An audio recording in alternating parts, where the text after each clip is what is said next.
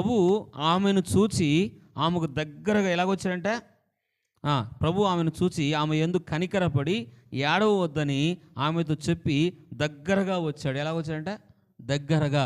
మనుషులు ఈమె చాలా ఏడుస్తూ ఉంది, చాలా దుఃఖపడుతుంది. ఒకరోజు అంట ఒక ఆమె విధవరాలు ఈమె. ఒకరోజు భర్త కన్నులు లేవంట. ఎవరికి? ఒక ఆమెకి ఏం లేవంటే కన్నులు లేవు. కన్నులు లేకపోతే ఆ భర్త వదిలేశాడంట. ఎవరిని వదిలేశాడు? ఆమెను వదిలేశాడు. ఎప్పుడైతే ఆమెను వదిలేశాడో తర్వాత ఈమెకు భయంకరంగా ఒక చీకటి శక్తి ఆవరించిందంట, ఒక దయ్యపు శక్తి ఆవరించిందంట. ఆ దయ్యపు శక్తి ఆవరించినప్పుడు ప్రతిరోజు రాత్రి బాధ పెడుతూనే ఉందంట, ప్రతిరోజు నెమ్మది లేకుండా చేస్తూనే ఉందంట. అలాగ రోజు అలా గడుస్తూ ఉంటే చివరికి తట్టుకోలేక ఒక పాస్టర్ గారికి, అయ్యా నా భర్త నన్ను వదిలేశాడు, నాకు ఒక బిడ్డ, ఇప్పుడు నా పరిస్థితి ఏమో చాలా రాత్రి పగులు నెమ్మది లేకుండా ఉన్నాయా, నా కొరకు ప్రార్థన చేయండి పాస్టర్ గారు అంటే, సరే ఆ పాస్టర్ గారు ఆమె కొరకు ప్రార్థన చేశాడంట.